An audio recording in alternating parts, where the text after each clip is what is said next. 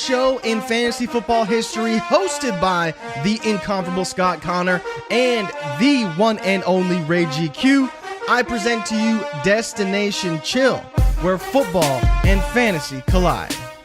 GEGP, what's going down, good people? Welcome back to the station. Welcome back to the channel. A special edition. I got my boys with me. I got two of my good friends in the space, two of the best dynasty minds on the planet, Scott Connor, Shane Manila. Y'all know them from Dynasty Trades in 5. They do content over here on the channel all the time. Welcome in for this special Trinity Port Live. All we doing is talking wide receivers, tight ends, where we are up to week 7 of the 2024 NFL season, some bets that we need to make. You know, Scott, Shane, you both have been in this dynasty game for quite some time. Y'all have played this game for a while. And unprompted, I want to ask y'all a question to start this thing off. And I'm going to start with you, Shane. There was a point in time where the fascination and craze in this game was about the running back position and finding the next stud RB. That's all that mattered in this game of Dynasty. And then we went through this transition where we were looking for the Konami code quarterback, the dual threat guy. But it seems like today there is this craze and this enthusiasm around the pass catchers that I've never seen before. Everyone's trying to figure out who to buy, who to get. There's so many of these different players, and you got these situations where a lot of people don't know what the hell to do. Green Bay, San Francisco, week to week. Just the evolution of the receiver position to you in today's dynasty game is what, Shane? And welcome in, baby. I mean, they're the new spike players. They're the new hammers, right? So a few years ago, it was really quarterbacks. Like you said, it was that Konami code quarterbacks. Everybody caught up with that. But now, like when you're looking at players that give you 20 points a week, you can find that at the wide receiver position. And if you can find that at the wide receiver position, it almost frees up, gives you another quarterback. It's almost like you have a triflex. I'm using that terminology wrong. But you could start 3 quarterbacks basically in a 2-quarterback superflex league. You don't have that ability with running backs, except for a select few, right? CMC when his Achilles aren't hurting him. Yeah, that, you know what I mean? Like I can't even, off the top of my head, I can't. Derrick Henry, but he's 30 years old. We don't like old people in this game. That's the other thing. Wide receivers come in, hit the ground running. You know what I mean? Like we've seen it the last few years. Like it's just rookies come in and they're running stuff. Like going back to probably – maybe not earlier than this, obviously Odell, but that was like a one-off. But like from Justin Jefferson, Jamar Chase, like from that like they just come in and smash.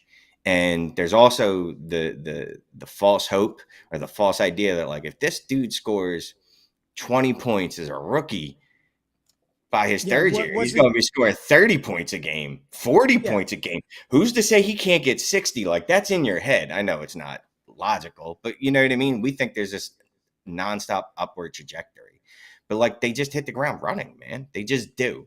They do. And they are the new spike weeks, even more than quarterbacks, especially this year with the depressed scoring at quarterbacks.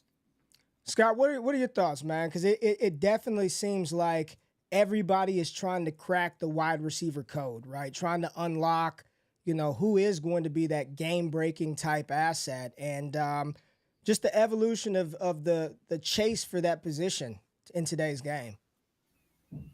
I think what Shane said has some truth to it. I mean, we've seen some generational receivers come in, and I mean, we've seen it with Jefferson, we've seen it with Chase, we've seen it with Puka Nacua. No one really saw that one coming, but it happened.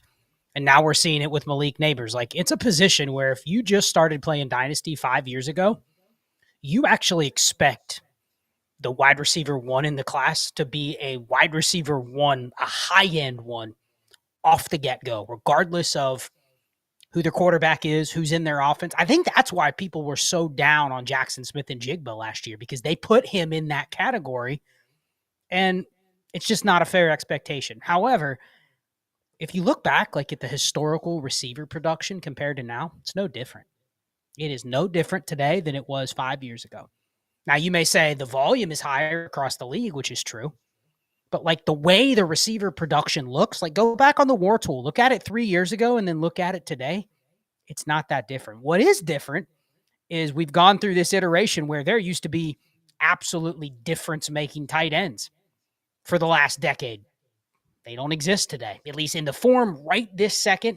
The production is nowhere where it was when you had Jimmy Graham and prime Gronkowski and peak Travis Kelce. So there goes the tight end advantage. Not that tight ends aren't valuable, but again, something else has been pulled from where you're going, okay, that's less. Receivers have to get inflated. Running backs, we're seeing a renaissance of running back production this year, right? Yes. Go look at the top. Running backs are if you flexed 4 running backs and 3 of them were the right ones, that's what's winning your league. Not drafting all these receivers, not going hero RB. It's I have Saquon, Kamara, Derrick Henry. If you just took those 3, like if you had those 3 in Dynasty, there is not a more dominant trio you can have. I don't care what receivers you have. However, because of the volatility of the position and this year in, year out waiting for these older running backs to go away, the positional value of running backs has also fallen down, which has created this vacuum effect to where, man, I don't value running backs like I used to. I don't value elite tight ends like I used to. Then we saw the peak of quarterbacks a couple years ago. Remember the 10 quarterbacks in the first 11, 12 picks of a startup. Now, go look at a startup now. That's not happening. You're not drafting quarterback 10 ahead of wide receiver 1 or 2 like happened a few years ago. So I think we've had this rise of all the other 3 positions, and we've just defaulted back to receiver now, which is why I've started talking about this. Are we valuing receivers that are not super high? Like the Trinity helps us figure out, have we valued those guys too much? And I think that's the point where we're at with this saturation of decent receivers. But like you sit here and I'm going to ask you this rhetorically, Ray, tell me why Jordan Addison will have a longer, more prosperous career than Devon Achane. Like you'd go, oh man, give me the receiver in a rebuild. Right. Give me a receiver, right? In a rebuild, I don't want a running back. Yet, if you really look at guys that are in the Jordan Addison range, they're not guaranteed to have 10-year careers where they're top 30 receivers. Hell, 3 years, that could be a guy you're going, that's Elijah Moore. He's getting phased out. That's Jerry Jeudy. He's on his second team. Like, that happens a lot more frequently, yet people go, oh, man, give me a receiver, because by default, they feel like that's the safest asset. Because that's a summary of your question. Hopefully it answered it, and we'll dive more into it in the rest of the show with the Trinity. Well, So real quick, go ahead, Shane. Go you ahead. did bring up, I was just going to say, you brought up the Trinity score, and you're bringing up these wide receivers that are kind of all in this range. So it's nice to have a tool that goes, yeah, this dude's in that range scoring wise, but he ain't in that range. Like, he's really not that. You know what I mean? Like you mentioned Jordan Addison, but well, that's what we're going to do. That's what we're going to do right now. We're going to talk about it. We're going to pull it up. So we're referencing this Trinity score. Here's what I'm going to say. I've never claimed to be some savant data analyst guy. That ain't my forte, right? But when you just look at certain things that are happening on the field, and I've always said this, if you just pay attention enough to what's happening in the real game, it's a trickle-down effect to this proxy of a game that we play. And I give a lot of individuals credit when we talked about this a couple of years ago. All I did was take all the same shit that you and everybody in here, we talk about and we use every day. It's no special metric. It's yards per route run. It's a combination of target share and first read target share. And it's the things that in my brain make sense. And as we were looking around, like those things correlate. Like all the good receivers do that well. And all the good receivers do that well. Is there a way to make a composite score that's weighted appropriately?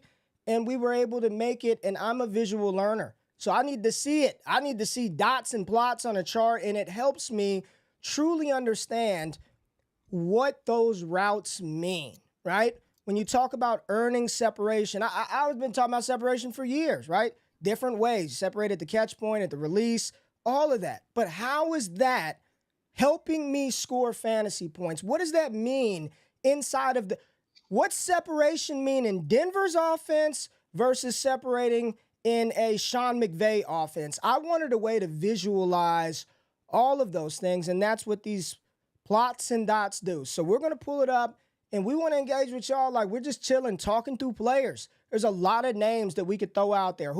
Who do you want to talk about first? What do you want to see? Like, engage with us in the chat. And as we go through this exercise, these are my Dynasty experts.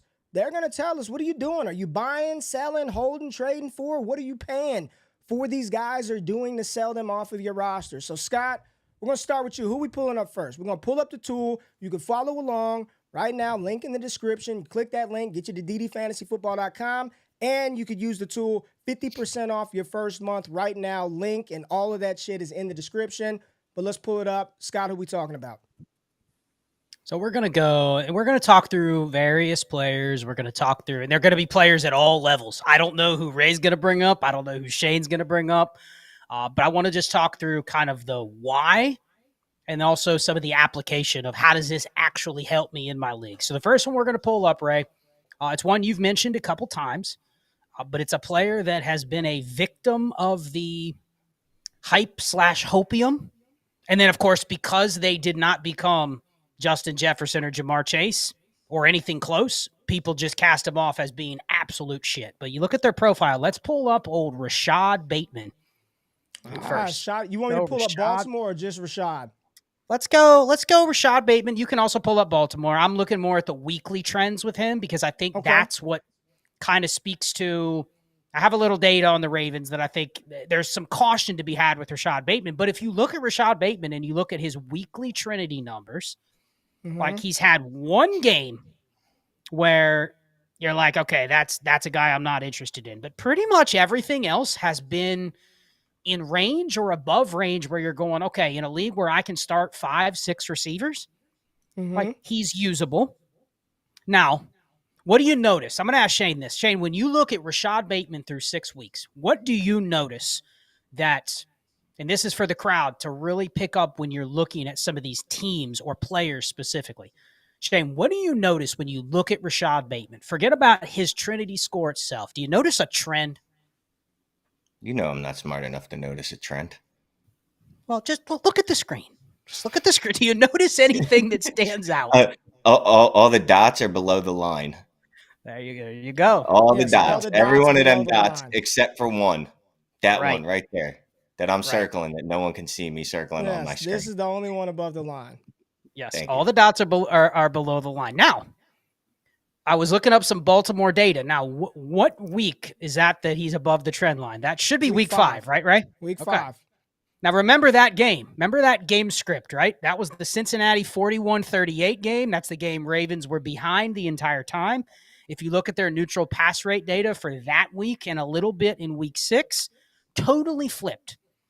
So what this tells me, this isn't a slight on Lamar Jackson because he is an efficient passer, but when I look at this, the usage for Rashad Bateman has been, he's a top 40 receiver. Is that fair to say, Ray? He's a top 40 receiver? Okay. We know he's the second option. Zay Flowers is ahead of him almost every week. So we know he's the second receiver. They have other pass catchers. We like to call them gnats that the Ravens throw to other guys. It's not just like Bateman, Flowers, nobody else. It doesn't look like the Saints where it's like, okay, I love Bateman because they don't have anybody else. They throw to 2 tight ends. They throw to a running back, etc.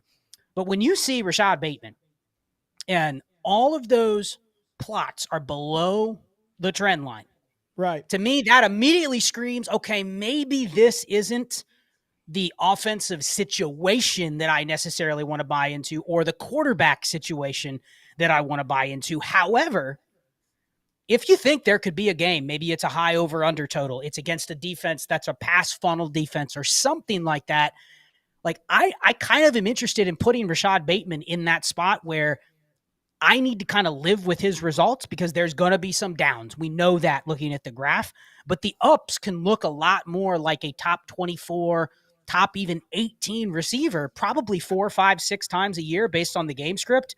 Yes. The problem is unless you structure your team around knowing what you're going to do with Rashad Bateman, if he's on your roster, if you have one Rashad Bateman and then you have another guy like a Gabe Davis and then another guy and you're trying to guess between the three, that is where you're very frustrated with him. You look back at the end of the year and you say, man, I never hit it right with Bateman. So that's what I wanted to point out. Let me explain to people who might be pulling up for the first time. We got close to 1,000 people watching. So there are lines across this graph. And what this tool was designed to do, and I did it for a particular reason, are all of these plots and all of these dots represent either a wide receiver or a tight end on the Baltimore Ravens from weeks 1 to week 17. If I move myself out the way, you'll see that little input back there.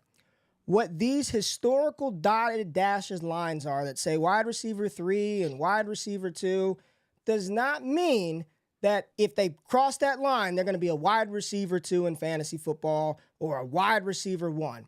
It's based on historical ranges of usage of all of that stuff, the yards per route run, the target share, the targets per route run.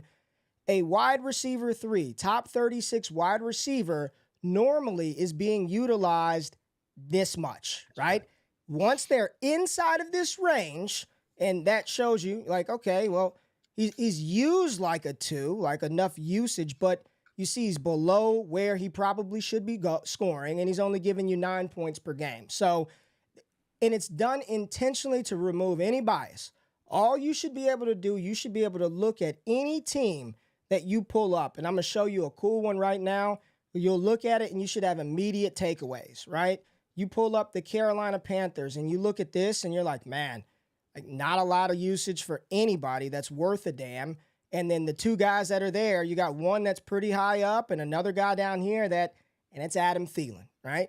That's when he's on the field and he's being used, he's giving you about that type of production. So I just want to set the table for what these lines are doing and what this is telling you, how consolidated or how clustered an offense may be. And just for illustration purposes, you go to a team like the San Francisco 49ers, it's almost, this is like the purest example of the tool. If I were to tell you you wanted any of the pass catchers from the 49ers based on their usage and score, you would easily say, I don't want any of those 3 dots over here. I don't care what the names are. No, thank you. And man, even the guy that's below the line, and that's Brandon Ayuk for the season, is scoring you damn 10 fantasy points, and everybody else is thriving way above. This is probably an efficient offense, even if I don't know the names. It's a very good visual representation of all of those stats that we hear, how it truly lays out inside of this offense, how that distribution is breaking down. This has nothing to do with Baltimore's offense. These plots and dots are representative of what's happening in this isolated offense. Shane, who do you want to talk about? So to really tie a bow on Rashad Bateman, Scott, I too, I looked at this and I was watching Bateman at the beginning of the year and kind of looking at, I like where his overall score is right now, like a 6-1 inside of that wide receiver 2 usage range. Below this shows me that there are some higher days potentially ahead for Rashad Bateman, even if it's not like on a consistent basis. He's a part of an efficient offense, a great one. I bought him in a league, in one of our high-stakes leagues. I traded for Rashad Bateman. Yeah, I think it's, and there's some questions in the chat. We don't have time to get to every single nuanced one, but I think the key is you have to know your format. You have to know your league. Yes. Not every league. If you're sitting in here going, man, should I buy Rashad Bateman in my 10x9? No. That's probably below the range where you'd be interested. Get into them specifics, man. Right, like, right. Yeah. But I think the idea is you have to do the math, and you have to kind of understand, okay, is this relevant, or is this range of this type of receiver? Right. Is it something where there's a market for, and or it kind of matters based on my format? And if there is, then he might be one of those players where you can go, okay, I'm going to compare him to what he costs to get compared to somebody else that might be more expensive, right, or that I could maybe sell and get him a little bit cheaper. You can figure out a move to make where maybe you have an edge over the rest of the league by buying him and putting him in that same spot. So I just want to point that out. You got to know the format and then apply it when we're looking at some of these different players. So, Scott, just different offenses, right? So it's not apples to apples. It's kind of apples to oranges, maybe a banana in there. JSN, right? What could you do with JSN to move off of to Rashad Bateman? Like, what's the plus you could get on a JSN? You could pull them up side by side. Again, we're looking at them compared to their own offenses, but I think that's a good example of a player that I saw a trade today in a league where JSN still is commanding a first. Give me a first and Rashad Bateman, and I'm happy as a clam. And that's not even my known. Here's JSN right here. JSN. So let me ask you, because you see stuff like this, and I could read this two different ways, okay? I could read this and say this 4.97 score is outside of the historical range of where you would want a wide receiver 3 to what that team to ask of a wide receiver 3 for us in fantasy. Yet, however, he is exceeding probably expectations, scoring you close to 12 a game. So is that there's JSN, or do you and just I'm using the usage, right? We could get into the situation, or do you say I'd rather take Rashad Bateman's usage in Baltimore Ravens offense, right? Even though he's scoring me less points, knowing that JSN is inside of an offense where the quarterback is on pace to throw for 700 damn pass attempts. So like that, you don't just look at the example, score. Right? I just want to make this point. You don't just look at the score and high score equals that's the player you want.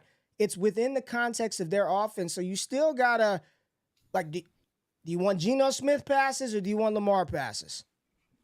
The sales for JSN would be his Trinity is lower, but like Ray said, his team leads the league in pass attempts. And even with that high volume of attempts, Geno Smith has managed to still be an efficient passer on that high volume. If you just told me that. Well, but here, real quick, because I know there's a lot of JSN love in the community. I don't mean to cut you off, but I will. I just looked at DK Metcalf and Tyler Lockett. Same offense. Obviously, the usage is a little different, right? Obviously, DK Metcalf isn't running the routes that JSN is. I'm not a football savant, but I think I know that, right? Watching the game. But both those two players are crushing him, at least in Trinity score. Now, scoring points per game, DK's better. He had like 1 or 2 bad games that brings his scoring down. That's my point. Like, the way I look at it is like, to me, JSN is underperforming. I feel like he's underperforming in that offense, right? Because Ray laid out the case. Geno Smith on pace for, I don't know, roughly 1,000 pass attempts this year because their defense is horrible and they just got to throw 45 times a game, 40 times a game or whatever.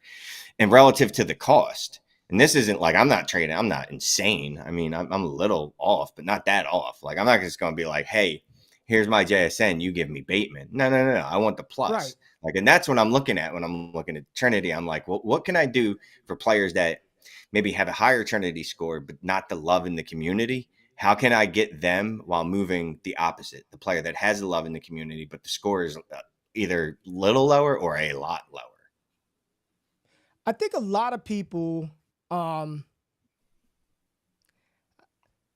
still think that the failures of a player like Rashad Bateman, even if somebody's like, I agree, I trust it, I understand what's happening today, but I'm still not like, this is what's happening with Bateman right now. And I could buy this today. I think a lot of people are still going to have a hard time buying into him. And for right, wrong, or indifferent, buying into him moving forward. I still think people would have a lot of hesitancy moving off of JSN to a caliber of player like Bateman. I don't think there's any Trinity, Sminity, Kennedy. I don't think there's any tool that would get a lot of people to really feel comfortable. But that is, I'll just say this, fellas, and then I want to go to London and Mooney. I don't know why people want to see this. They're both great. Start them every week. They're both awesome. I don't even know what I was going to say, so we'll go to the next player. Let's just go to the next player. Let me say one thing, Ray. I'm going to make one point because I think you nailed it. There is that window in Dynasty. This is what I talked about in the intro of the show. If you polled a lot of people in here, blind poll, nothing at stake, they would tell you that what Rashad Bateman is doing this year is probably the best he'll ever do, right? Probably. They'd also be able to still sell you that JSN can do more than what he's doing right now. We're still in the window where one is probably peaked and the other still has this untapped potential. And that's what represents the opportunity to still move JSN versus what you could move or get Rashad Bateman for. So There's some bias until there's not. But again, But again, the point of it is not, I'm not buying Rashad Bateman as some long-term, he's going to be Correction. JSN. Like if you look at the upside, yeah, JSN's upside, yes, it is a probably tenfold over whatever Rashad Bateman can turn into be, unless he turns into, I forget the wide receiver with the Niners turned into a good wide receiver like age 30, 15 years ago. No one knows who I'm talking about. Either way, JSN's got a better chance of being a long-term better player. But if I can get me a first and Rashad Bateman, so I'm getting similar type production. I can get similar type production this year and a first. That's what I'm looking at, because then I have another fungible asset, another asset that I can make a move with. Straight up, Bateman versus JSN. Yeah, there's no tool in the world that's going to tell you do that straight up. Yes, we're done with Bateman and JSN. Let's talk about some more players. And I think we're going to rewind back. So nobody saw what I typed in because I'm covering us up. But we're looking at a screenshot or a graph of the 2023 Houston Texans, weeks 1 through 5. And here's all I'm going to say is I truly believe the best sort of indicator or predictor of how a team might use a player is literally how they ask a player to be used on a week-to-week basis. Like, simple as that. Why am I trying to come up with some fucking new thing when the team is deploying the guy every single week? Like, I just want to look at what they're asking them to do. So through the first 5 weeks last year, this was the use case, right?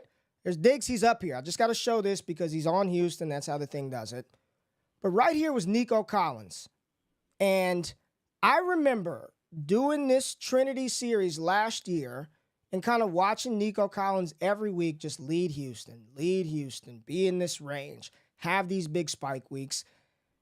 And a lot of people in the fantasy community did not want to buy in because they didn't like Nico. He didn't produce early. He was not an early declare and all these other antiquated things.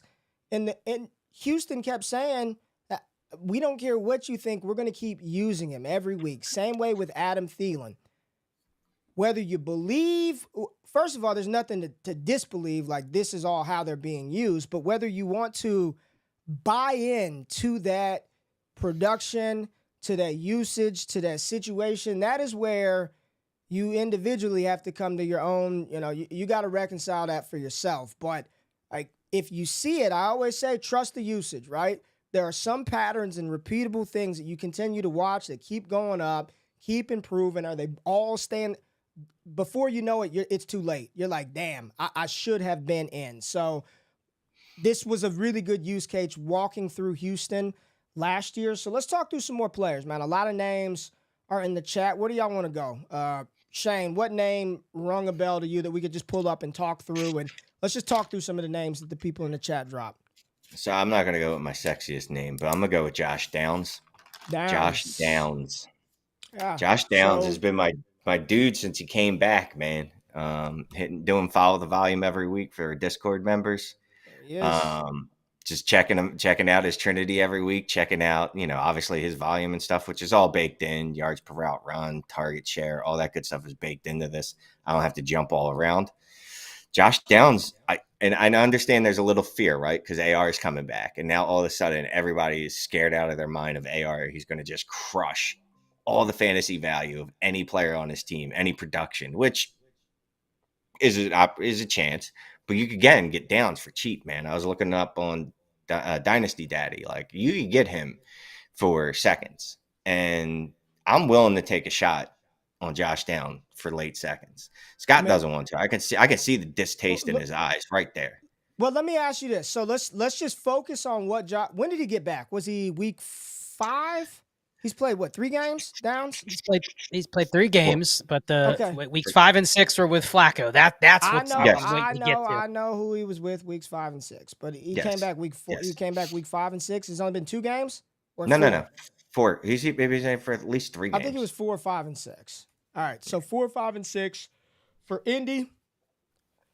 It looks like that's the leader right here. Looks like it's Michael Pittman, 6.34, pretty good score, 15 fantasy points those 3 games. But no, surprise. Here's Josh Downs way up here. So in that small sample size, 4, 5, and 6, his score is in that. When you get to that 8 range, anything above a 7.5, you're in wide receiver 1 type territory.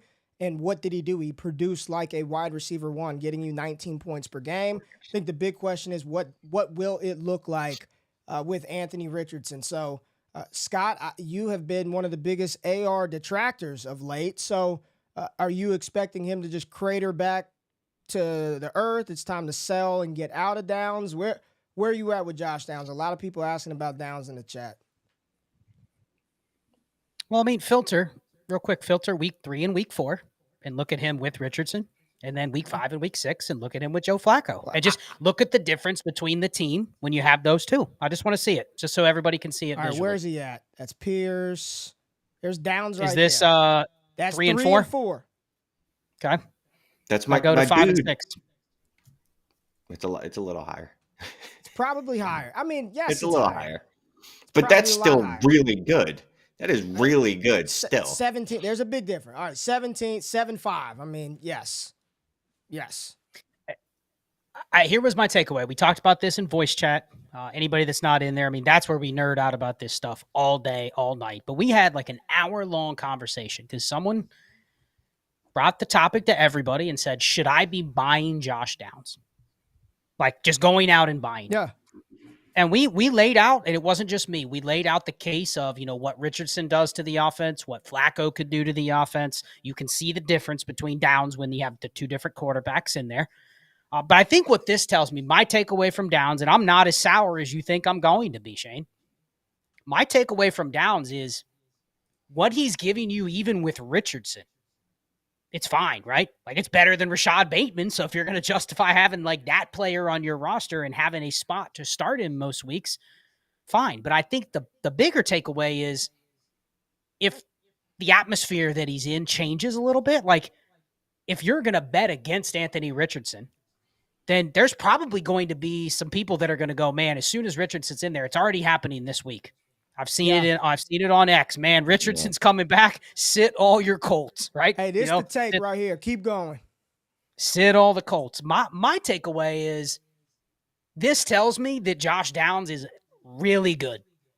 But the weeks where I may have the Flacco games, you probably have an asset that on a weekly basis, we should probably put in the top 12, top 15 based on this usage. So if you have that on your bench, like if I said, Shane, you're only going to get 4 games with Flacco over the next 2 years, what would that be worth to you? Knowing what you know when he's in that type of atmosphere, knowing what you know, what is that worth to you? And then all the other games are still not terrible. You know what I mean? It's not like he's absolute zero.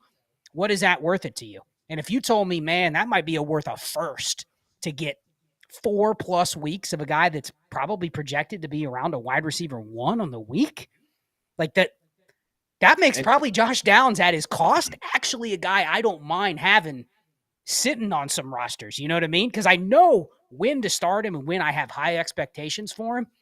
Hell yeah. But even on the weeks where I don't, he's still startable.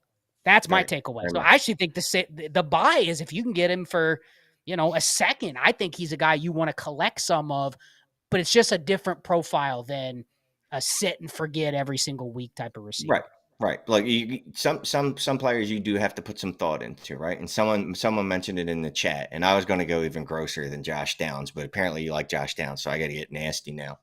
Alec Pierce, one of Ray's favorite players. Antoine, I just pulled up his stats 1 through 3 with Anthony Richardson, the Trinity on that, John. And AP. That dude, first of all, I'm just putting in my lineup no matter who's quarterbacking, but when AR starting, catch, you want the 70-yard bomb. I'm putting AR in there, man. I'm putting Pierce in there. The one thing that Anthony Richardson is good at somehow, he has excellent deep ball and he's accurate deep. He's not accurate 6 yards down the field for whatever reason right now. Maybe he is when he comes back, but he could hit Pierce on that long john. And the first time it's like, maybe not. Second time, I'm just telling you. Y'all gonna leave my boy AR alone. Y'all have got to give the young man some time. But he's played 5 total games, right? So everyone's talking about him like he's a finished product. He's not a finished product. And have we not learned? You know how many times? I'm gonna just say some of the most this fantasy community, we are some of the most arrogant when we think we know a player is or is not. So we probably should just give players time. Now, there's a difference between giving a player real NFL lifetime versus waiting for somebody on your fantasy roster. There's a big difference, right? He could develop and mature, but you still can't be playing him if he's not producing. But I want to use this Colts example is another. Use this to really dive into what happened, right? Because y'all are talking about one thing, buy and sell Josh Downs, and I'm looking at these dots and my brain goes somewhere completely different. I'm looking at this and I'm saying, okay, so these were the 2 weeks with Downs and Anthony Richardson, right? And then you said 5 and 6 were Downs with Flacco. Yes. So pretty much every Downs game has been with Flacco, though. Someone pointed it out. AR only threw So here's let me show you. Let me show you the difference. Let me show you where my mind goes. Just look at the dots. Don't worry about who is where. Look at where the placement of them, right? Look at the placement. There's like a clear one thing here. There's a couple of options right here, one a little more prioritized than the other. And then there's something up here. I don't know what that is, but I'm interested. And then everything else is still pretty tight, right? That's just what those dots show you. I'm looking at this and I'm like, okay, there's a massive gap in usage here. Like, so there's and everybody's kind of below the line. So I know right off the rip, the quarterback is probably, it's probably not a very efficient offense. But somebody got used a lot over here. So who was it? What happened? Michael Pittman. 8.4. That's elite type usage. It amounted to 12 fantasy points. Right here, we know that's Josh Downs. And then right here, that's Alec Pierce. So let's just go back to weeks 5 and 6. And if you really want to dive into what happened, pull up the game log and the stats. So those next 2 weeks, there goes your elite player. But then Pittman, even though the usage doubled, it went back from 8 to 4, right? So 3 points lower, he still scored more fantasy points, right? Alec Pierce, right here, lower usage, scored triple the fantasy points. I don't even know who these dots are, but sometimes when we hear these stats and these numbers and I know for me, I can't be the only one out there. It's like, okay, I hear this, I see this list of yards per route run, but how is this playing out on the field? What does this look like? When I see something like this, I know without a shadow of a doubt, whatever was happening weeks 5 and 6 was a much better offensive environment for everybody as a whole. So I would feel real comfortable if Flacco were in there doing what Shane said, starting Alec Pierce, playing Michael Pittman and Josh Downs.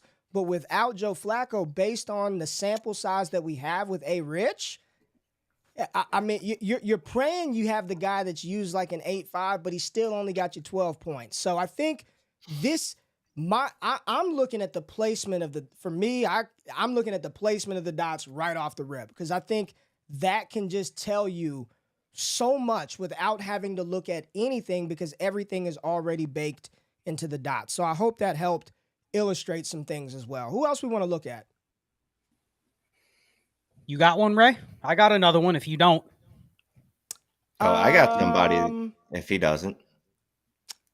Nah, this is y'all's show. I want to do this real quick because I just want to look. I talked about it last week, so I just want to look at Dallas Cowboys right now at CeeDee Lamb, 7.46, 15 points per game. I just want to look at something. I want to go to 2023.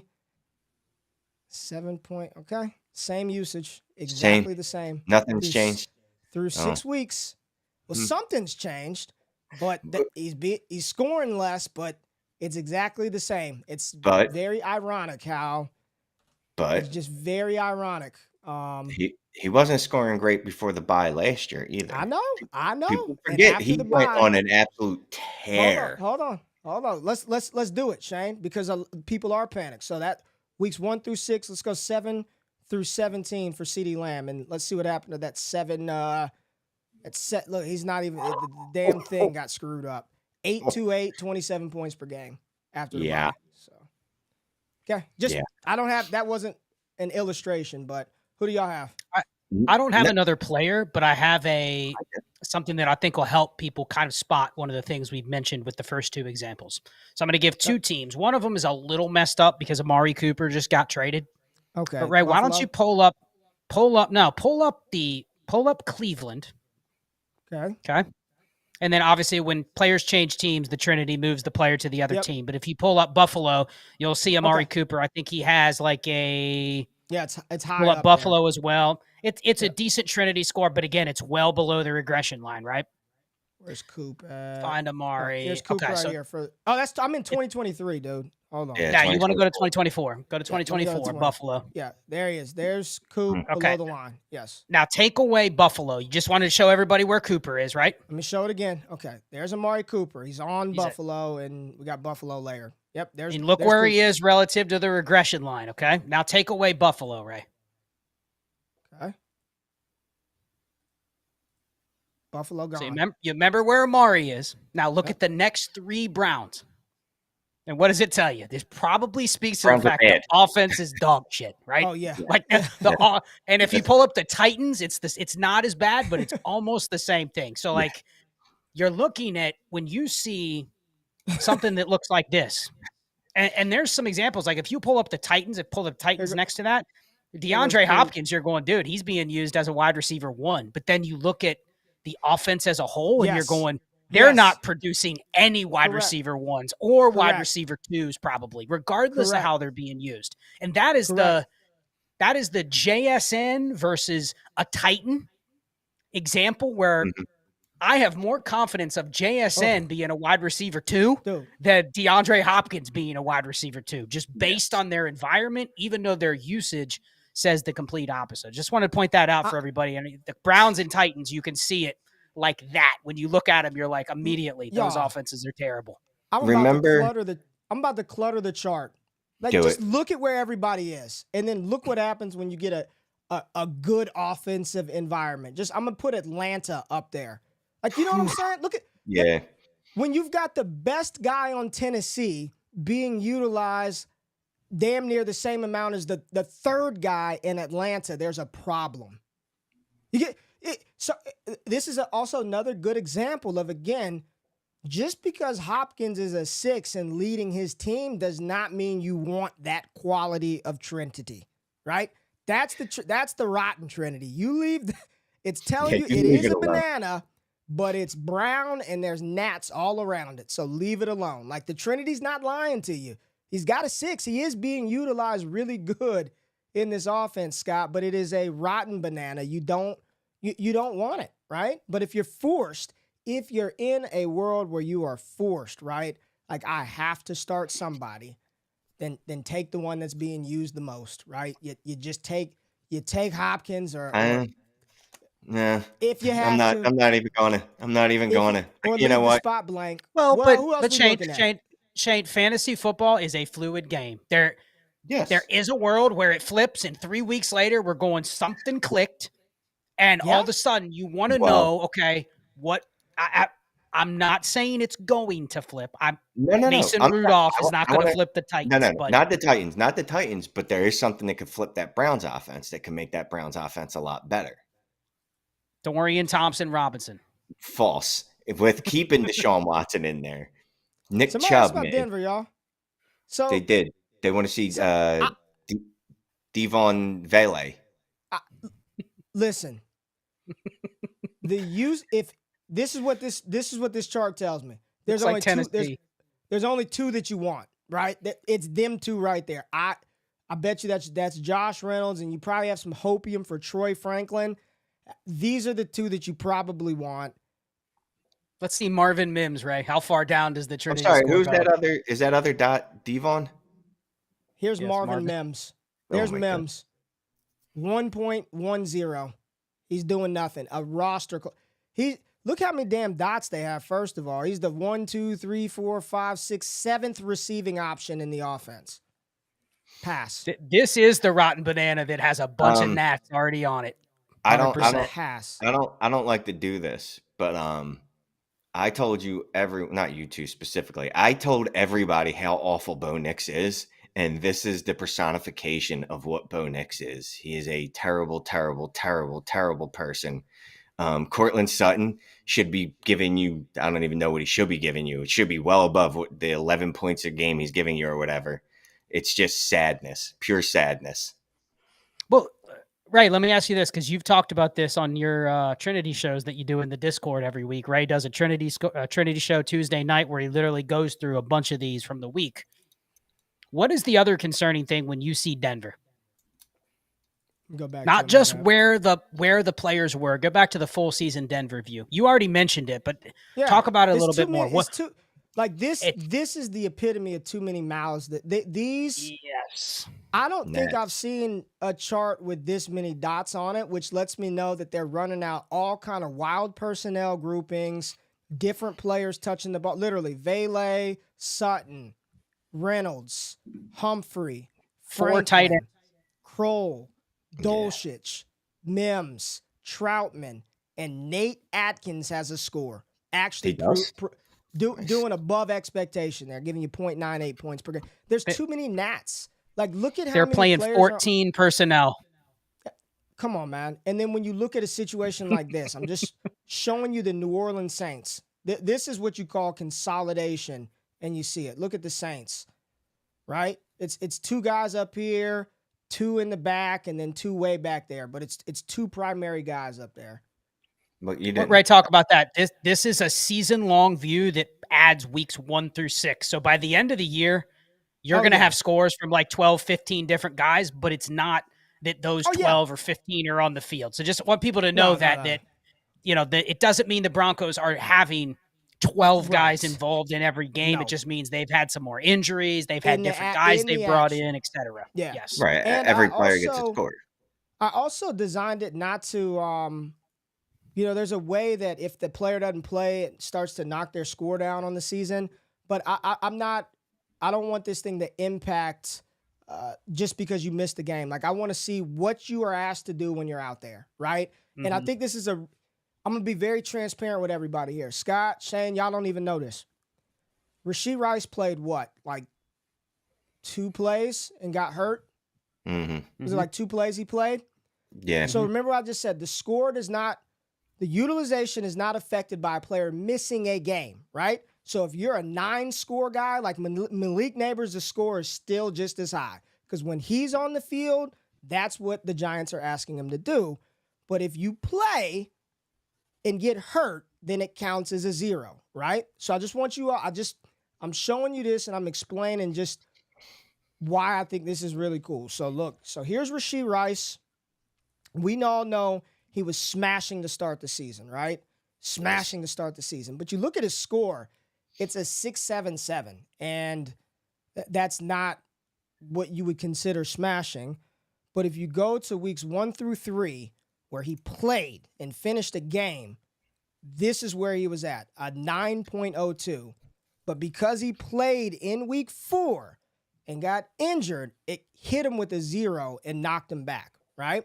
So I'm talking to the developer. I'm talking to Jeremy. Shout out Dynasty Daddy. And I'm like, man, I kind of want to wipe that out because everyone knows he didn't play. But then you can't do that. You can't, that's the information, and you can't be picking and choosing when you want to count something or not. Like, it messes up the integrity of everything. But this is why when you use this tool, it's important to filter by time frame and understand what the player was being asked to do and what happened in that situation. Like, I really wanted to know how a team is asking these players to do these things and how this shit is impacting us when we're trying to insert somebody into our fantasy lineup. It's just, all this is usage. Like, that's all it is.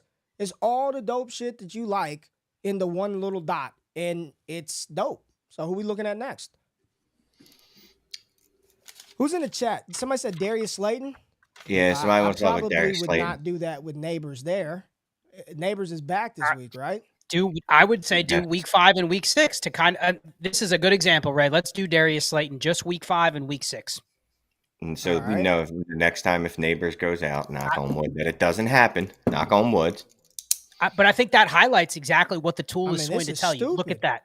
When Nabers isn't there, he is a poor version of Malik Nabers. Well, That's how they're using him. so let me ask you this, and this is I'm just talking, just thinking, Please. right?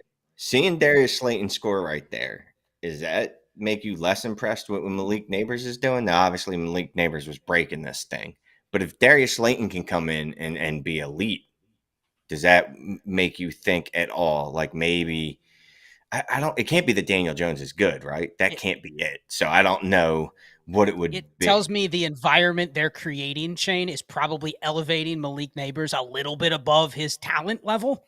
But that's not diminishing him, but it's illustrating the fact that if you put Malik Nabers on the Jets, he probably doesn't look the same as he does on the Giants. Do you see what I'm saying? Like, it's not a slight on him. Here's what I'll say, though. There's a very big difference between 18 points and 23 points. So yes. Even with what the environment is allowing Slayton to thrive, Nabers is getting you 5 more points on the same type of usage. So I still think there's a pretty big chasm between the two. Well, Ray, talk about that, because when you've mentioned this numerous times on your shows, when you see a guy like Nabers right there, and he is so far above the regression line, forget about Daniel Jones and the offense and the Giants. Does your head immediately go to part of that gap that you see that's above the line?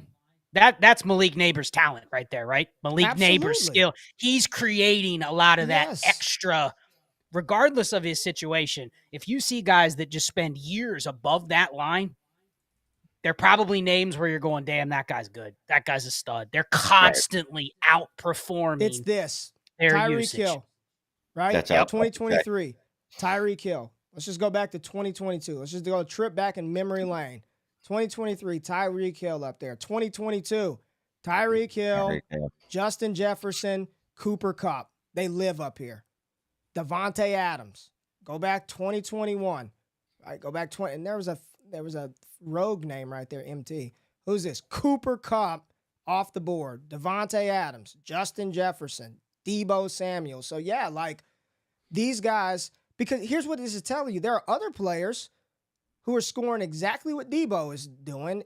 You know, nobody's getting used like that, but you know, exactly how this was, but they're not producing at the level and the clip that they are. So this tells me, A, that Cooper Kupp's probably really good, but his environment in 2021 was outstanding. Same with Devontae Adams. There probably was nobody else there, and he is great. And when you get all the volume and you're great, that's what happens. And then you get like these kind of dots that this is Antonio Brown. And that I think this was his final season where he didn't get used a lot, but when he did. That is wild that he scored 17 points per game on that usage. That's just on that usage. But you remember, and then he retired. And think about like he could probably still play. There, he was just balling. He was the out. This lets me know that he was probably effing good. Not that I needed that to know that Antonio Brown was good, but you get the point. You get the point. Okay. No, but I mean, but that is cool because it does show you that the efficiency, like if an elite player is efficient or a player with talent is efficient too with that usage, they're obviously going to break this. And they're going to be way up here. Yeah, that is Tyreek. That is what's that guy's name? The best wide receiver in the league right now. Oh, AJ Brown. AJ Brown. He's up there too. I just noticed that, and it's not a fluke.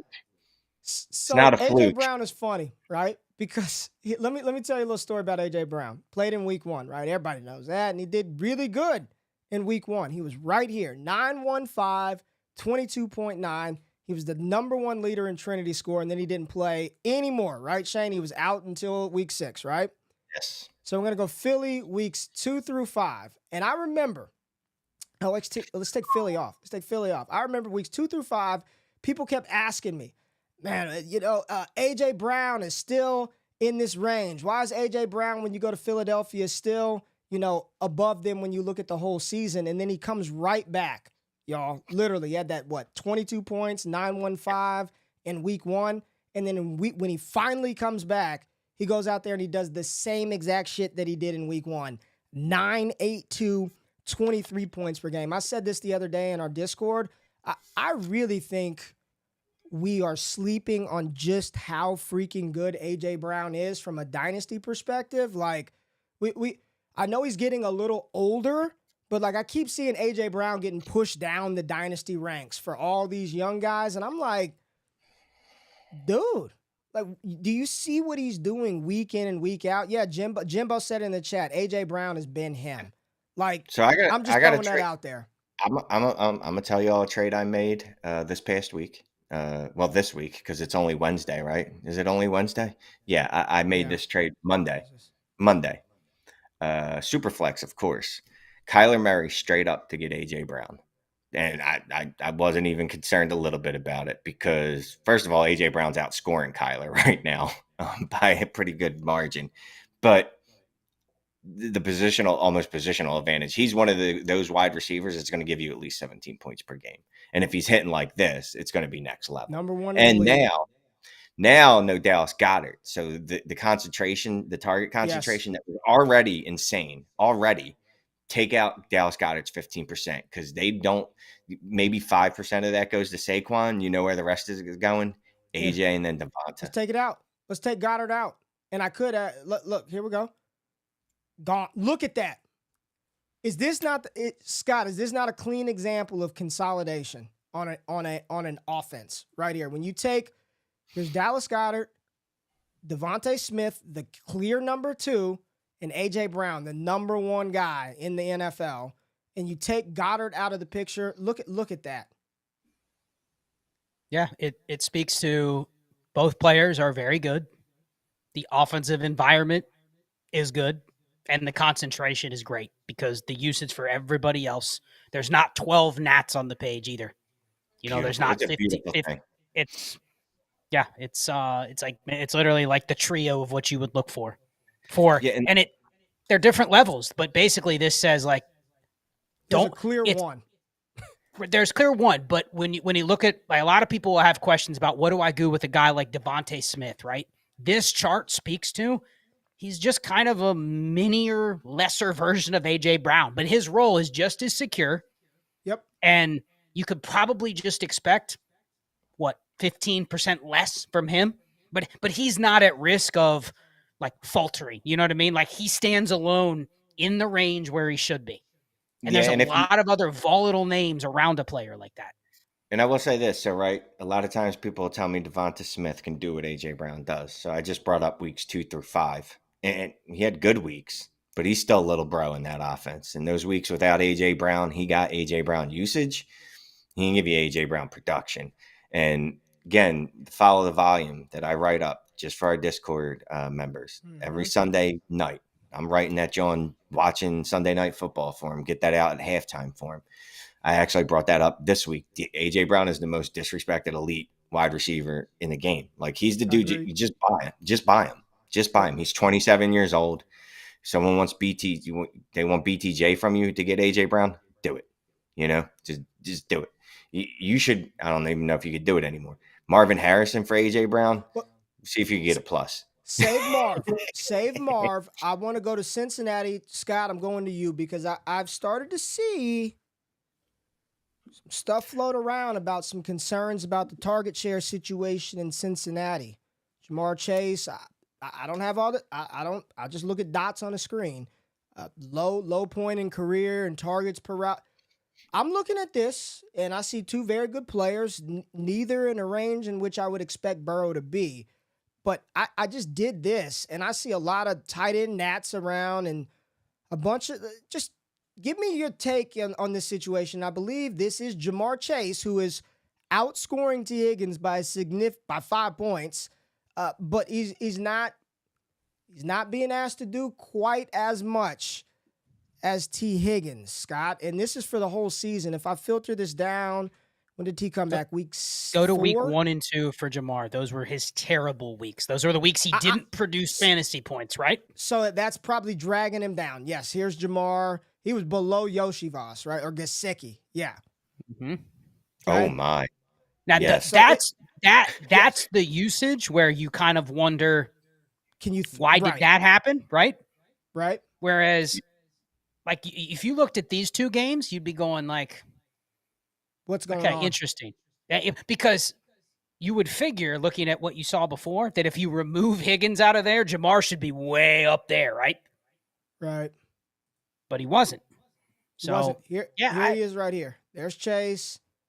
This was just, I don't know what Burrow was doing, but I'm assuming the offense didn't look very good during this time. Well, one of the games was that, I mean, they lost to the freaking Patriots. I mean, that's like that's the most unforgivable loss in the NFL this year, to be honest. So I think the Ravens losing to the Raiders is pretty unforgivable. That, But yeah.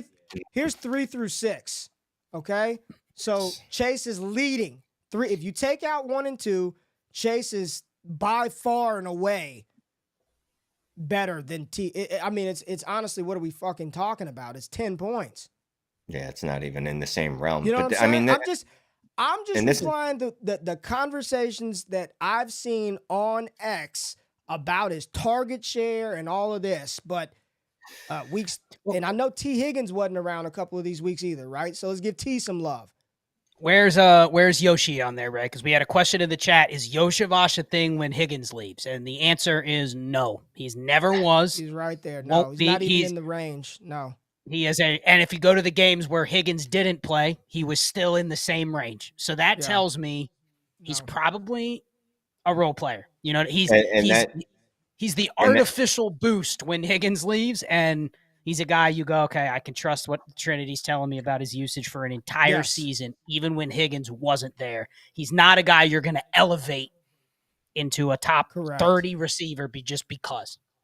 Yeah, that is interesting. That's important, though. That's why you have to use the filters on this, because it is easy just to go. If you just go look on, it doesn't matter where you look, whatever. I looked up T. Higgins' target share before we did this. It's like 28% or whatever. But again, you look at the filters. You throw the filters on it, like Scott said. You take out the Jamar Chase getting used to football games, right? And you see how much better Jamar Chase is outside of that. And Yoshi, what's interesting about him, and keep in mind, my man's score is getting pulled up by touchdowns, right? He's got some touchdown scoring in there that I don't know that you could depend on. So he's probably even worse than this. And as the season goes on, we'll see that, because that will get lower and lower. Chris in the chat says, I want to this comment, because I'm going to save this, because this is actually a good thing. Says, is it possible to sort one player dot over the course of like 3 to 4 years? So to be able to pull up Yoshi Vosh and go 2021 through 2024 and have him plot out to see where he is historically, he said that would help determine to buy or sell a player on a trend. That's a good, I think we can implement that. I don't see why we can't. I know what you could do. I know it's not the most efficient way, and it doesn't do exactly what you want, is you could just go to a player for their full season and just click the down arrow and go back a couple of years and remember where they are. But you get what I'm saying. We got you, baby. We got you. All right. So if you're old like me, you just download the CSV file and then just Control F their name and see where they were in the previous years. But yeah. This answers a question in the chat, Ray. Go to 2022. Okay. T. Higgins, week 8 through 14, or Cincinnati, weeks 8 through 14. Yes, sir.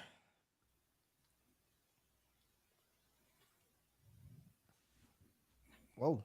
Who's way over there on the right? That's Jamar Chase. I'm gonna make sure he didn't play. Go take out week 14. Go do week 13. I'm trying to find the chunk where he didn't play. Right. And it's a snapshot of how Higgins would have been used. Chase. He's still in there. Okay, I think it's only one game that Chase played in that period of time. Way up there. Want me to go 12? That got rid of him, week 12. Here it is. There's a glimpse.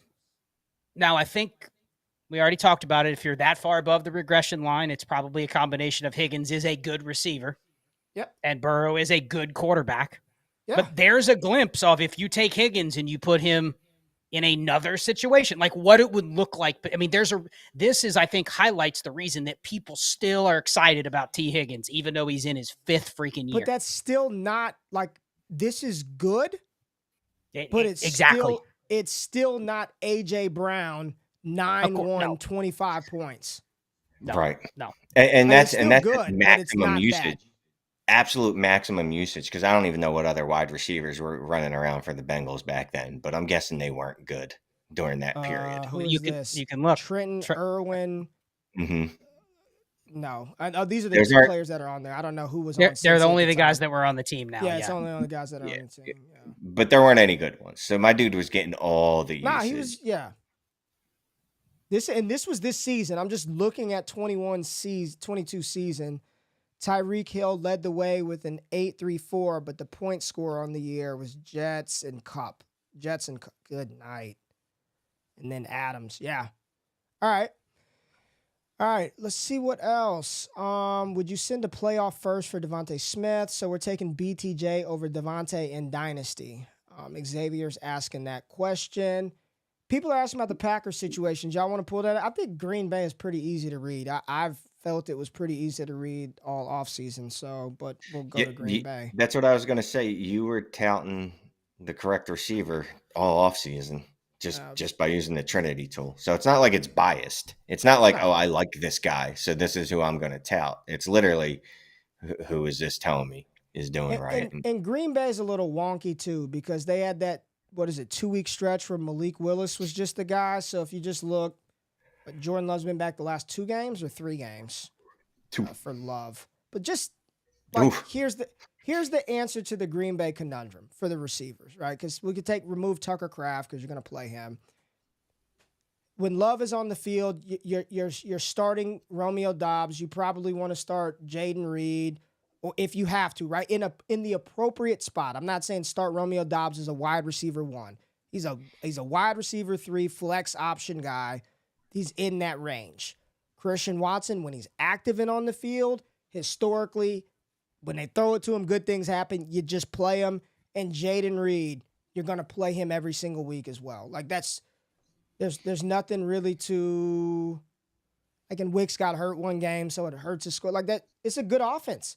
If you have to play those guys, you're in a good offense. The offensive environment should mean whatever they get, they're probably going to make the most of it. You know what I'm saying? It's just simple as that. Like who over what and what you can pay and buy, that's your league economy and league market. I don't know. But there's levels to these things, right? Because we highlighted Rashad Bateman earlier, right? But you would take Romeo Doubs over Rashad Bateman. So you might go, oh, Bateman's a decent value at his cost. But then you go, but can I get Romeo Doubs for cheaper or the same? And I'd rather have him over Bateman. So there's levels to these things. You could make those kind of deals. Like I know there's somebody in our Discord. I want to give him credit. I think his name is, was it Senior? It was somebody in our Cord who said they use this to stack for DFS. They just look for consolidated offenses and then they use it to help them stack in DFS tournaments. Like there's so many different applications because all this is doing is just showing you how they're being used. That's literally all it is. And this is telling me that, this is a good offensive environment for wide receiver success. Which one it's going to be on a week-to-week basis, I don't know. But it looks a lot better in Pittsburgh. You want to see the Steelers' offensive environment? No. Just want to take a look at Pittsburgh? One thing I wanted to highlight, Ray, is we spent, how many minutes did we spend talking about the Colts? Maybe 10, 15 minutes? Yes. Did you notice a name that never got brought up once? Never even showed up anywhere. Who, Mo Alley Cox? Now, how about A.D. Mitchell? A.D. Mitchell. Oh, he was below the regression line, bro. I trust me. I jumped on him real quick, and I was like, just leave him there. Here we No, go. but my point is that one thing that I've had some success doing, and the reason why, and Ray, we talked about it all summer on Destination Chill, was drafting sentiment, hopium, the beans, right? If you had A.D. Mitchell and you missed, I mean, it's probably a miss where you had to draft him, right? But he still survived into the season with people going, man, just give him a couple more weeks. Wait until he gets more opportunity. Wait until Alec Pierce goes away and Josh Downs gets hurt again and it's A.D. Mitchell season. Meanwhile, you may be sitting here and going, damn, I drafted A.D. Mitchell at the 2-9 in my rookie draft, and he ain't looking anything close to that. But because of where he started, because of his name, you don't think you could have gone and traded A.D. Mitchell for Rashad Bateman in 2/3? You know what I mean? Yes. Like that kind of deal you could have made, and no one really would have batted an eye. They would have gone, okay, yeah, sure, that's fine. But meanwhile, you're buying a receiver that you're going, damn, I can start this guy. And you get the plus And I'm just saying Rashad Bateman because we talked about him, but there's 30 names you could have thrown in there and gone.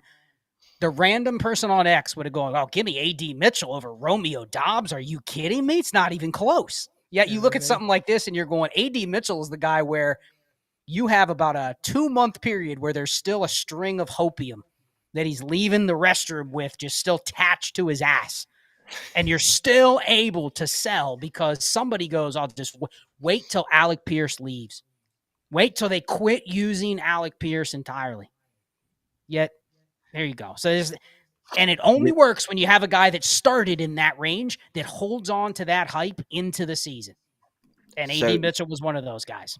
You know what's funny about that, right? So that's one of the old school like fantasy myths, right? When a guy leaves, the other dude's just going to step in and take those targets because it's a target vacuum. He's just going to step in. That's how it works. He's going to step into that role and he's going to be that dude. And then you use this, and we've obviously never thought that, but this even shows you that, like, no, you could absolutely X out these dudes that are ahead of him. He's still not going to be that dude. Like, it's not in his realm. Shane, the first narrative was they drafted A.D. Mitchell because Alec Pierce is pure garbage and they're going to cut him. Like that's where it started, was that A.D. Mitchell is the Alec Pierce replacement. So I just think it's ironic that the half the season's almost played out and it's the complete opposite. It just shows you that having his best season. And the funny thing is we don't know what happened. Do you think Alec Pierce was maybe motivated by the fact that everybody is saying A.D. Mitchell's going to take his job? And he comes out and he's like, man, I belong in the league. I mean, he went to the cookout. With AR. That's what happened. All right. Let's talk about that really quickly, because you talked about when a player goes down, this next player is going to step into the role. Rashid Rice goes down. I'm trying to put ourselves back in that mind frame a few weeks ago. What were people saying? Not what we know now. I think people were hoping Xavier Worthy took that role, right? What was the narrative that following week? I don't remember. Like, I try not. I'm so locked into the word. I don't. What was the narrative around 100% that Worthy's role was going to increase? Now, I don't think anyone thought he was going to be Rishi. But they definitely thought his role was going to increase and he was going to be someone you could start. Definitely thought that he was someone that was going to step up big time. Like there was going to be a big increase in volume. The other narrative was Kelsey will replace the Rashid Rice role, which he kind of did. Like, we're right about that, but we were wrong about the Xavier Worthy taking a huge step forward. I think that's what Ray. They didn't play in week 6, so it was week 5, right? Their last week, they didn't play last week. So in week 5. Kelsey and Juju. I mean, Kelsey's usage did go up tremendously from where it was weeks 1 through 5. And Juju, I had it pulled up for the whole season, but he was a 2 Trinity scorecard. Like, he wasn't even on. He's way back here. Worthy did not move, like, legit. There's Worthy. In week 5, 3-3, and then let's just go weeks 1 through 5. 4-2. You know? Yeah. Like, he was never going to be the Rashid Rice replacement because it's football shit. Because he's not Rashid Rice. Like, They play wide receiver, and they have a WR next to their name, and they stand on the outside. But they're 2 completely different roles. You know what I'm saying? It's like working at Amazon and one person is the CEO and the other person is the custodian. And I'm not shitting on that, but those are 2 completely different jobs within the same organization. Like the other one, Ray, was, you know, X Worthy's role is not. He is what he is.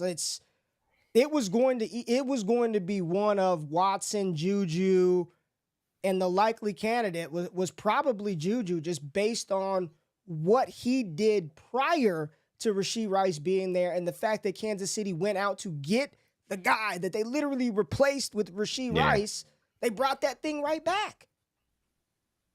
And if you go back to 2022, like, oh, man, you're just saying that, Ray. You don't fucking know. Yeah, right. It's easy to say that now. Like, I literally just went Kansas City and I went back to 2022 to see, like, what happened. And albeit this isn't some great score, he was inside the range that you were probably starting on a weekly basis. And if I started to filter down little pockets of where he had a stretch, he did have some pretty solid games that season. And that's without, Travis Kelce doing that type of stuff, because he's not that level of Travis Kelce anymore. So I just went back and was like, oh, he was used with Kelce. He was used in 22. Probably a good bet that they're going to use him the same way here now that Rice is down. Who else we got? You got any others, Shane? I have one that's gross, but if people are looking for a deeper dive, we could hit on one real more quick. People keep a lot of watching, people. But let's People have asked about you want gross. People have asked about Michael Wilson, Vele, and Bub Means, and Raiders. Yep. Zach Whalen is Raiders. killing me. Sorry, Raiders, man, these damn Raiders, Zach. We got to talk Marv, right?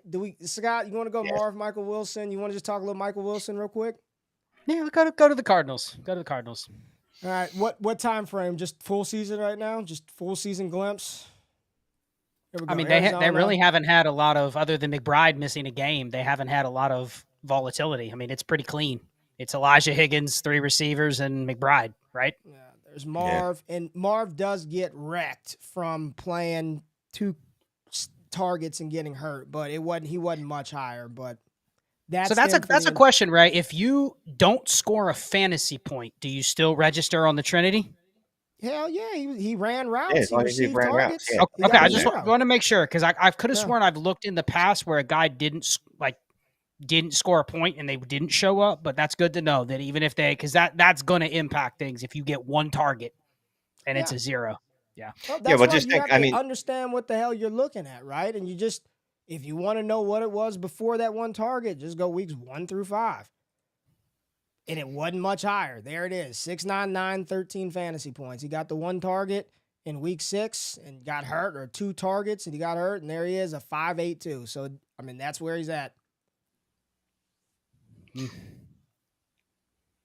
So, with that being said, look who's right underneath him. Michael Wilson, 5.66, scoring less.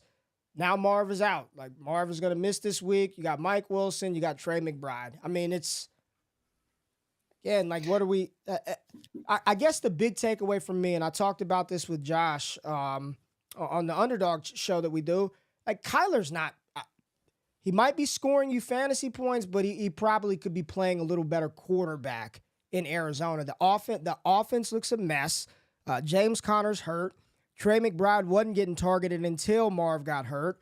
Kyler didn't complete his 3rd pass attempt of the game last week until 2 minutes and 30 seconds left in the half. So these guys being above the line lets me know that Kyler probably is playing okay, but he probably could play a little bit better. Like, Kyler probably can play throwing the ball to the wide receivers a little bit better.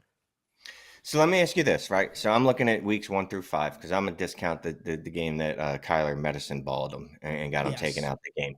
So he's on the wide receiver 1 side, right? Which again, which tells me, yes, like you said, Kyler is the problem. Now, long term, well, how do you fix that then? If Kyler's the problem, is my concern with Marv Harrison. And it's a very short 5-game sample, right? Mm-hmm. But Kyler is who he is. I mean, part of the complaints about Kyler was dump offs before this year. And then you know what he's doing this year? Dump offs. So he's not even utilizing Marvin Harrison the way he should. You remember it was after game 1, he had to come out and say, like, oh, it's not my job to get him targets. Like, bro, it's exactly your job. That is exactly your job to get him targets. Yes. Yeah. This is one of the best wide receiver prospects we've had in forever. And yeah, that's your job. People are questioning that now, Shane. People are. Well, I'm looking at something right now that's shocking to me because Kyler still ranks top 12 in the NFL in EPA per dropback, but I'm looking right now at the Arizona tendencies in their offense. This shocks me. I didn't realize it was this low. Yeah, it is they're passing 7% less than expected. So, but what they're expected to pass versus what they are, they're 7% under. Right. Now, these are crazier. After first downs, they're passing 10% less than expected, which just tells you after they get a first down, they are not looking to hit a home run to Marv. Yeah. You know, they're looking to slow it down, and get to the next down. And then you're thinking, okay, so they run James Conner. He gets, I don't know, what's he get, 5 yards on first down? On 2nd and 3 or longer, they're passing at a 11% less than expected. So just every single situation you can envision, they are 4% or higher under expected in terms of pass rate. So that just tells me that their offense is not designed to throw. Can I say, Scott? Period. I need to clip. I had no clue those numbers and that. I knew that they were.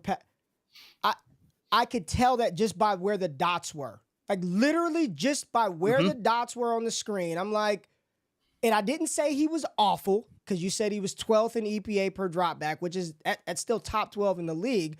But I know if you've got players doing that much wide receiver stuff, they probably should be above that yellow slanted line. I'm not some data scientist, but just by looking at the dots on the screen, I'm knowing that the offensive environment in this situation could be a lot better for the pass catchers. And then you go into that and it's like, this is why I say trust the Trinity. Like without anything, I can just look at this and be like, yeah, it's probably what's happening. And that is what's happening. They're top 5 in the league when they run the ball, EPA per rush. So, I mean, like their rushing game probably is better than their passing game, which might be the reason that somebody is saying, let's play this way, but that's certainly not a good environment necessarily for 3 pass catchers. No, that's not even a good environment. If you look at just the top 2, like just take Michael Wilson out of the equation, it's not even a good environment for the top 2, who should both be, based off what I'm seeing here, should be high-end assets. Trey McBride should be probably tight end 1 or 2 overall. Yes.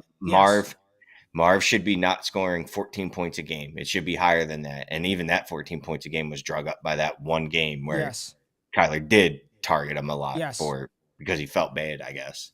So yeah, man, this is Kyler killing me in many different ways. You know what I mean? He's killing me because I got him in a lot of leagues as my quarterback. And then he's killing me because he's doing this to Marv and McBride, who I have in a lot of leagues. And this is not even the worst offensive environment. And we'll wrap up here with the shining poster child example of offensive situation change. I mean, look at this, y'all. I mean, this might be let me just put New England up to see. I feel like New England isn't this bad. Let me just put New England ain't this bad. So let's get them off of here. This might be the most pathetic looking chart that you could find on the Trinity right here. I mean, without saying anything, Scott, Shane, what does this tell you right now? Just blurt shit out. Like without any names hovering. Everything's bad. Everything's awful. That meme. Nobody's getting great usage. There's too many players they're trying to give something to, and the offensive efficiency. They don't even either. They don't know who's good, or they don't know how to actually target who's good. Like either the offense is broken in the way that they target their players, or their players are just broken themselves and they don't know who to target. Right. And that was weeks 1 and 2. And we know who was there and we know what was going on. Right. But when you get an offensive environment change, right? When that happens, let's go weeks 3 through where are we at 6 right now. Yeah. Was Bryce Young in week 3 or no? No. All right. So just remember what this looks like. And then we'll go 3 through 6, right? Look, I mean, and that is Andy Dalton versus Bryce Young. I mean, that's wild. Here's the crazy thing, right? Honestly, isn't that insane? Yes. And it's Andy Dalton, right? So Andy Dalton is a marked improvement over Bryce Young. Imagine if they had benched Bryce for the 22nd best quarterback in the league, and it looks like this. Tommy Tremble was leading the way in usage. Let's eliminate the tight ends. That just kills them, right? Now the damn wide receiver 1 is Thielen. You change the QB. My God. I mean, if this is not an example of how that stuff like really does matter, an offensive environment, change the situation. And I'm sure New England, when we'll round out with this, I'm sure New England looked a lot better in week 6 than they did. Let's just go weeks 1 through 5 for New England. Oh my goodness. That's worse. I think that's worse. There's more of these plots. Everyone below the regression. Everybody to the left. Is that the right way? Yeah, to the left of the good stuff. Man. And Murph nailed it in the chat. The Panthers O-line was like top 3 when Bryce played. And we know the Pats O-line is at 32nd, right? Yeah. And the Panthers still looked like, I mean, I don't know. It's not shit on Bryce. Look at this. Yeah. 1 week. His first start when you couldn't do anything, and he's a rookie, and their O-line is dog shit, and they don't have any weapons. In 1 week, you got high-end usage out of Pop Douglas, and it hit. You got, and I know it's garbage time, but you got Kayshon Boutte involved and Hunter Henry. Although his usage didn't flip much, his expected fantasy points went up because you have a competent quarterback that can throw the ball. And then look at the Nats that went away. You know, like how about that Jalen Polk? That's another guy. If you can, Here's a beautiful thing, right? As we're going through this, it's not just telling you who's good wide receiver, tight end on the roster. It's telling you how good the quarterbacks are too. When you talk about like May, when people are like, "Oh, should I trade May for a random first and a second?" I'm like, "Bro, did you just see what he did last week?" And that's his first game. No, I'm not moving May. That May is looking at this. It's telling me May's going to be pretty good. And do you think that we're the only people in the world or in the building sharp enough to realize, like, look at how good they looked with him versus how shitty our offense looked over here? You know what I'm saying? Like, no, we've never talked about Pop Douglas because he didn't do anything to talk about. So do I expect him to be way up here every single week and give me 21 fantasy points? No. But I do expect a much better passing attack. And, that's an hour and a half, 90 minutes. It's the top of the hour. We are going to wrap up. So let's we had 1,600 people in here to listen to us yap about receivers and tight ends and usage. Before we get out of here, any personal favorites that you guys are tracking, you like what you're seeing, that you want to just tell the people that we can keep following? Doesn't have to be some deep cut. It could be a guy that you've been on and I told you it was going to happen, and look at it, or anybody you want to name so we can throw somebody on the screen. I got one player. If my bro can walk again, assuming this knee injury isn't that bad, Rashid Shaheed was my guy, man. Shaheed? I was loving Shaheed. Absolutely loving that dude. So here's hoping whatever knee injury he has isn't severe. Okay. Any interest in Bub Means? Like, honestly, any interest in Bub Means? I grabbed Bub Means in every league I could for this week because they are starting Bub Means and Mason Tipton, who is not a basketball player. I could have swore that was a basketball player, but he is not. In fact, he's a wide receiver for the New Orleans Saints. All right, Scott, anybody for you? Oh, there's two. Okay. The first one, I put out an X thread, so we don't have to pull him up. But Brian Thomas rose to wide receiver 7 in Dynasty, and then Evan Ingram came back, and his Trinity went right back down to where it was. Not saying he's not good, but we had a discussion about, okay, Brian Thomas or A.J. Brown. A week ago, you would not have gotten Brian Thomas for A.J. Brown. And yet, this can kind of highlight the difference between the two. So that's the first one. I put out an X thread about that, so you can check that one out on my Twitter. Okay. The other one I think is an intriguing one because it's still a wide open situation. But this guy's been trending good since week 1. So 2 through 6, the Commanders still need a second weapon. It's not going to be Zach Ertz. He is what he is. Ooh. Remember, Ray, when Zach Ertz led the league in air yard share after week 1? And we were going like, something's wrong with this tool. But I was going to highlight Noah Brown. If you want like a poor man's version of the Rashad Bateman buy that you could say, man, I'm in a 12-team start 11 and I have to play a flex. I could get away with starting Noah Brown and just throw him in there. And I like it. I like it. Okay. That's the like deep cut. If I could sell the JSNs of the world for a first and just go, give me Noah Brown and play him in the same spot, I bet you short term I get the same outcome. I like that. That's the best call. I just want to remind people of a situational environment change that is pending here in the next couple of weeks. And maybe do y'all think this is an opportunity to get a few Dolphins, to get Jalen Waddle, to maybe Yes. try to buy Tyreek Hill now, knowing that they're still a few weeks away, but no one's really checking for Miami right now, and this environment is going to change. 2 weeks. And I have been saying this, and big mea culpas in the Discord every time a Dolphin comes up. I did not realize how much I like Tua, and I'm sorry for all the disrespect I ever put on his name. Absolutely apologize 100%. That was my bad.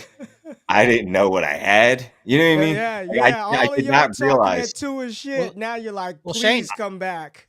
Yes. Shane, you need to root for the Dolphins to win the next couple games, because it could be what determines Tua coming back. Truly, you probably want them to be a 500 team and where they go, okay, we're going to bring Tua back. Because a couple people have said, if they're 6 games under 500, Yes. they may not. Look, You want them to want to bring him back. I have hopium that Tua's coming back in week 8. That I have one more week of Tyreek Hill giving me 11 fantasy points, and then the goodness will rain down on me the following week when he drops a 40 burger on people, and I will laugh at them with glee. And my man Tua, I love last year. Tua. 1 through 6 last year. This is what Tyreek was doing with Tua last year, and even Waddle, his 6.45 was getting you 13 points. The funny thing about this, we're done after this. Look at Tyreek, right? Look at where he is, same time frame last year, right? With a good environment. Look at where Waddle is, right? Let's just go 2024. Isn't it ironic that Waddle is still in the same damn spot, and the person whose environment hurt the worst was the high-end guy? I don't have any takeaway right now. I just find it really strange that sometimes, you identify, this thing will identify, this is who he is. Historically, he's just right here. This is what they're going to ask him to do.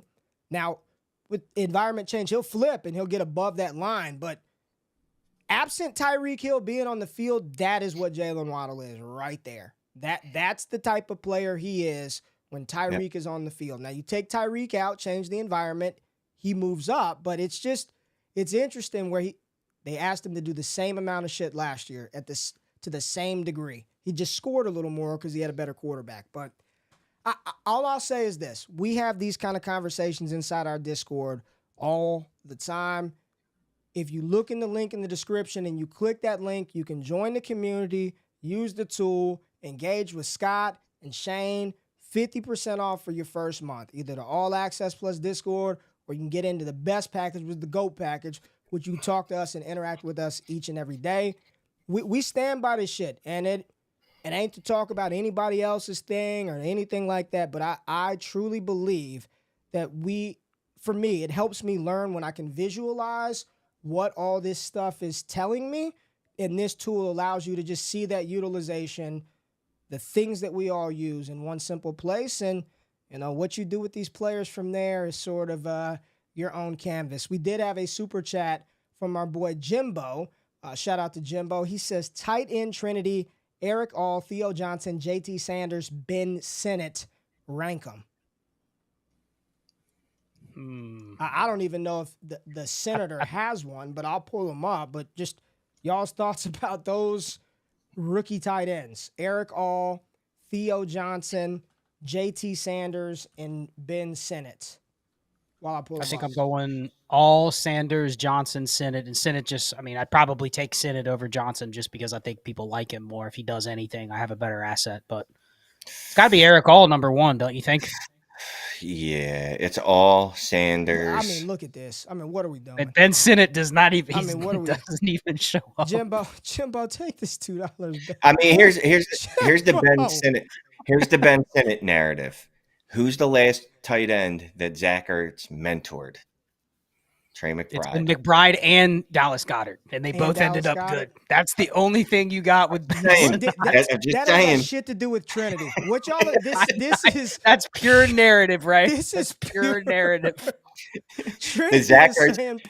That's actually, I didn't want to tell anyone. I'm working on a Zach Ertz score the Zach Ertz mentoring scores. So Hey. that's going to be exclusive to me, and I will DM that to anyone that joins the Discord. JT Sanders, let's get him out of Bryce Young land because that just screws all the damn weeks 3 through 6. It wasn't any better.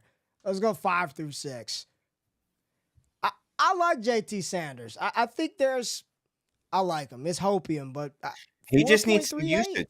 Just needs some usage. He just needs some usage. The kid's talented. It's not great. The answer is probably you want the one that other people want more because you're going to trade him. Oh, y'all, we can't get out of here without this. Hold on. We got to do this. There we go. We got to do this really quickly. And we're not going to do we got to do this really quickly. I did this for a reason. So, yeah, tight ends are included, right? Tight ends are on the cluster of all these players, but let's remove the receivers. I wanted to layer the tight ends over wide receiver production ranges because so many times in fantasy, I see people starting tight ends in flex spots and it's just as good as a receiver. Like, it ain't. You know what I'm saying? Like, some of these dudes, yes, like the Kittles of the world, there's Kelsey. When you got a tight end that's scoring like 7.3 in high-end wide receiver 1 ranges, this is when you get like difference maker, right? Type volume. When you've got a true tight end being utilized like a receiver, but most players, most of them, I'll shock y'all a little bit because Sam Laporta, man, he's just like a wide receiver 1. I mean, he was awesome, incredible, but he was not utilized like a wide receiver 1. His usage, 6.03, was more in line with what a wide receiver 2 historically does, but it's so much better than the other tight ends. So any kind of quick tight end takeaways y'all want to say real quick? Scott, I know you talk a lot about this position, but how does this impact how you value or view tight ends when you truly see them layered over what like real receiver production looks like?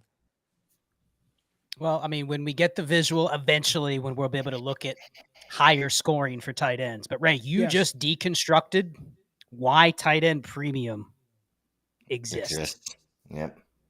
You literally just visualized why someone back 15 years ago said, maybe we should give the tight end an extra 0.5 point per reception because of the argument you just made. The goal was to drag tight ends up with receivers, and that's maybe it worked, but that's my takeaway is you literally just showed why people like tight end premium because it tries to bring an inferior position group up equal to the wide receivers. I mean, also, though, you brought it up earlier, one of you two, I forget who, but we were talking about it was you. It was definitely you. Talking about the old school tight ends where there was a positional advantage when you had Gronk, right?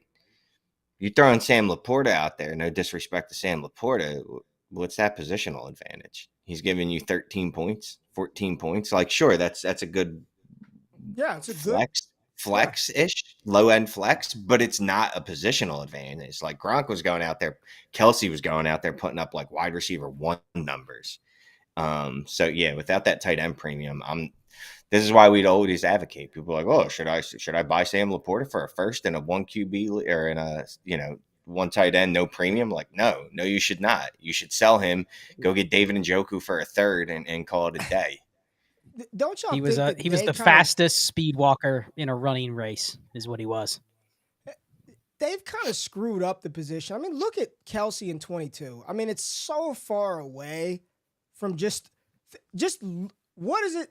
Most normal tight ends in the NFL are used like this. And then you've got like these guys, Andrews and Kelsey, and this was Pitts, all that usage equated to no points. But like it's just outlier to ever chase or expect any rookie tight end or any tight end to even do that kind of stuff. It's just crazy, and I know there's hope that Brock Bowers is the next Kelsey, but I'll just say, like, when I look at this chart, it just looks absurd. Like, what he was doing during that time frame, we should not place any level of expectation.